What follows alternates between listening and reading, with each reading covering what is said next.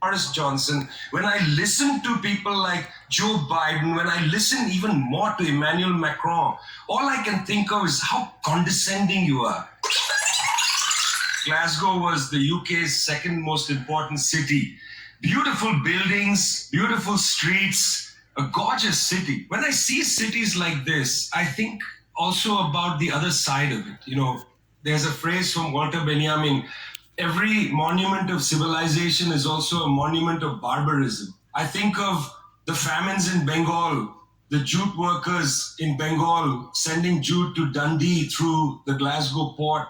I think of human beings from Africa enslaved and brought from Ghana to the New World, and all those prophets getting sucked into cities like London and Glasgow. Between 1765 and 1938, the British Isles stole $45 trillion pounds from India, 45 trillion sterling from India. We never got paid for that. When the British left India, when we threw the British out, our literacy rate was 13%. So much for several hundred years of so-called civilization.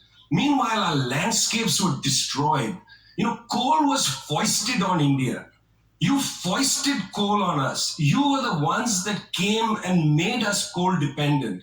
And then you left, and now you dare to condescend to us. When I listen to Boris Johnson, when I listen to people like Joe Biden, when I listen even more to Emmanuel Macron, all I can think of is how condescending you are. You condescended to us 400 years ago. You condescended to us 300 years ago. You condescended to us 200 years ago. You condescended to us 100 years ago. You're condescending to us today. You only know condescension because for you, colonialism isn't something that happened in the past and we defeated you. It's not that.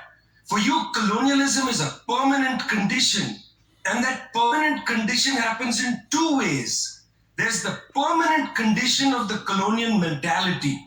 You want to lecture us. You want to tell us that we are responsible for all the problems because you'll never accept that you're the one principally to blame. You signed the Rio Formula in 1992 on common and differentiated responsibilities. You like the common part.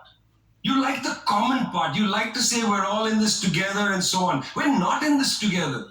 The United States, 4 or 5% of the world's population, still uses 25% of the world's resources. You outsource production to China and then you say China is the carbon polluter. China's producing your buckets. China's producing your nuts and bolts. China's producing your phones. Try to produce it in your own countries and see your carbon emissions rise. You love lecturing us because you have a colonial mentality. Then there are colonial structures and institutions. You lend us money, and every time you lend us money, which is our money, every time the International Monetary Fund comes to our societies and they tell us, here's the money we are giving you. No, it's our money. You give us our money back as debt, and then you lecture us about how we should live. Climate justice movement is a movement that says we're worried about our future. What future?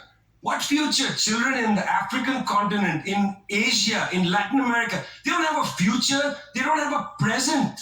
They're not worried about the future. They're worried about their present. Your slogan is, we're worried about the future. What future? That's a middle-class bourgeois Western slogan. You've got to be worried about now. 2.7 billion people can't eat now. And you're telling people, reduce your consumption. How does this sound to a child who hasn't eaten in days? You've got to clue into this, guys. You've got to clue into this. Otherwise, this movement will have no legs in the third world.